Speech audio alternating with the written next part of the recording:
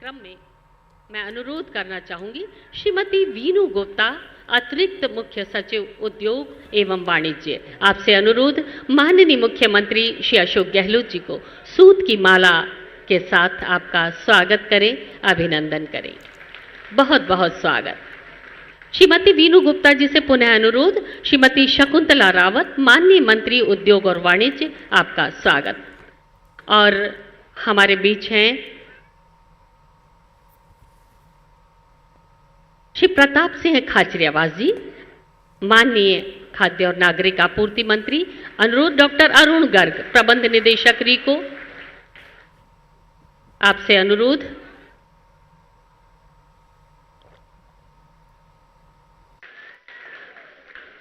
हमारे बीच हैं श्री राजीव अरोड़ा, अध्यक्ष राजसीको, श्री प्रकाश राज पुरोहित, जिला कलेक्टर जयपुर। आपसे अनुरोध आप श्री राजीव अरोड़ा जी को ये सूत की माला पहनाकर स्वागत और अभिनंदन करें। हमारे बीच हैं श्री सुरेश मोदी, अध्यक्ष राजस्थान। हमारे बीच है श्रीमती अर्चना शर्मा, अध्यक्ष Rajasthan state welfare board. Doctor Manisha Arora, आयुक्त उद्योग और वाणिज्य। आपसे अनुरोध श्रीमती अर्चना शर्मा जी को ये सूत की माला पहनाकर आपका स्वागत करें, अभिनंदन करें। हमारे बीच हैं श्री रफी खान, विधायक, माननीय विधायक आदर्श नगर। डॉक्टर अरुण गर्ग, प्रबंध निदेशक रीको। आपसे अनुरोध।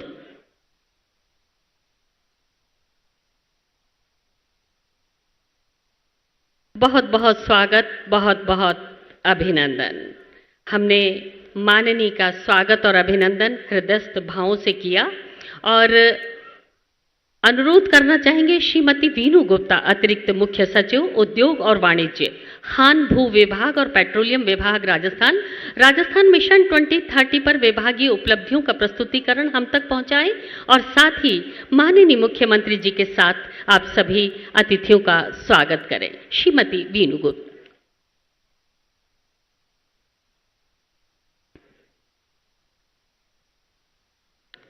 परम आदरणीय मुख्यमंत्री महोदय, सम्माननीय उद्योग मंत्री जी, माननीय राजीव अरोड़ा जी, प्रताप सिंह खाचरियावास जी, अर्चना शर्मा जी, अमीन कागजी जी, रफीक खान साहब, रत्न व आभूषण उद्योग से जुड़े हुए हमारे उद्यमी, ज्योतिषीगण और हमारे भारी संख्या में आए हुए कारीगर भाई बहन, साथी अधिकारीगण, मीडिया के साथी,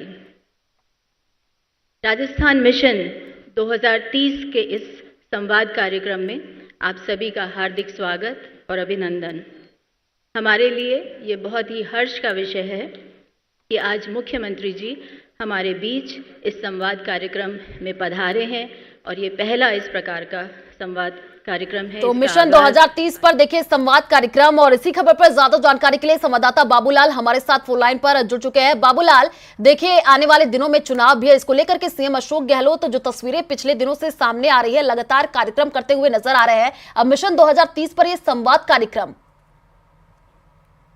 जी बिल्कुल, आज तक कांग्रेस पार्टी ने ऐसा कोई कार्यक्रम नहीं कराया था जिसमें जयपुर के जोड़ियों को बुलाया हो, कभी रत्न कारोबारियों को बुलाया हो, और इस काम से जुड़े हुए जो कारीगर हैं उनको कभी याद नहीं किया था। लेकिन बदलते वक्त के साथ कांग्रेस पार्टी ने अब इस वर्ग से भी जुड़ने की कोशिश की है, क्योंकि राजधानी की जो सबसे बड़ी अर्थव्यवस्था है वो इस उद्योग पर टिकी हुई है, इस कारोबार पर टिकी हुई है। इसलिए उद्योग और वाणिज्य विभाग है सरकार का, वो इस कार्यक्रम को आयोजित कर रहा है और आज उसमें तमाम जो रत्न कारोबारी हैं, जो एक्सपोर्टर्स हैं, जो इंपोर्ट करते हैं और फिर पूरी दुनिया में यहाँ से माल तैयार करके और रत्न और जवाहरात, हीरे, पन्ने, इनको पूरी दुनिया में भेजते हैं। तो जयपुर की एक चमक है जो पूरी दुनिया को जयपुर आने पर मजबूर करती है। इसमें हजारों लोग जुड़े हुए हैं। उन तमाम लोगों को यहाँ पर बुलाया गया है, उनके प्रतिनिधियों को बुलाया गया है, उनकी समस्याओं के बारे में गहलोत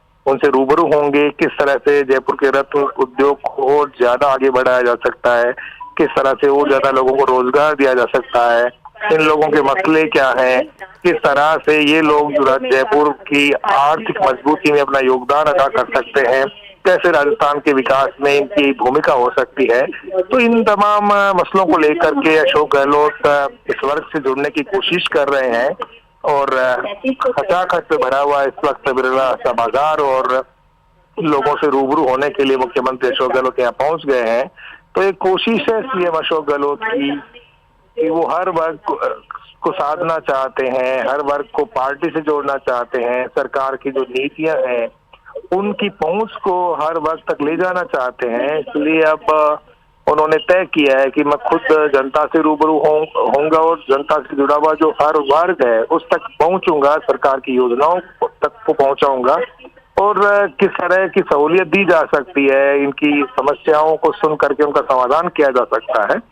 तो उसी दिशा में सरकार ने अब तक जो काम किया है, किस तरह से औद्योगिक और बुनियादी ढांचे और कनेक्टिविटी को बेहतर बनाया है, जो एमएसएमई और स्थानीय जो औद्योगिक विकास है उसको किस तरह से आगे बढ़ाया गया है, उद्योगों की जो प्रगति है उसके लिए सरकार ने क्या किया है, एक्सपोर्ट के लिए सरकार किस तरह की सहूलतें फराहम कर रही है उसके बारे में बताया जा रहा है। और ईज ऑफ डूइंग बिजनेस की दिशा में राजस्थान की सरकार ने क्या क्या फैसिलिटीज प्रोवाइड कराई है और किस तरह से पर्यावरण अनुकूलन को ध्यान में रखते हुए इंडस्ट्रियल ग्रोथ को सरकार तरजीह दे रही है। तो इन तमाम चीजों को लेकर के मुख्यमंत्री अशोक गहलोत आज उस वर्ग से जुड़ रहे हैं जिससे आज तक कोई पॉलिटिकल पार्टी जुड़ती नहीं थी। ये जो वर्ग है ये बीजेपी का मूल वोट रहा है एक तरह से, क्योंकि जो कारोबारी हैं, व्यापारी हैं, ट्रेडर्स हैं, ये बीजेपी से बहुत ज्यादा नजदीकियां रखते हैं।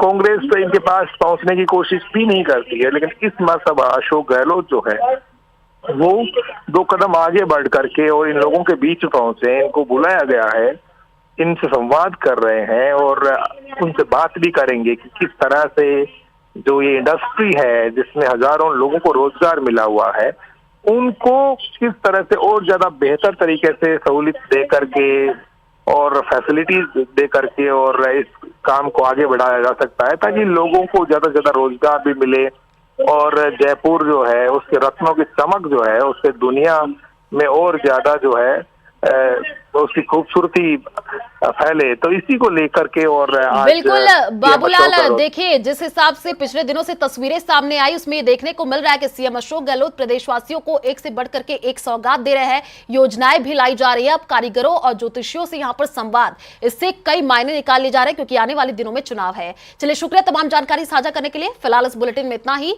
बाकी खबरों के लिए आप देखते रहिए न्यूज़ 18 राजस्थान। नमस्कार।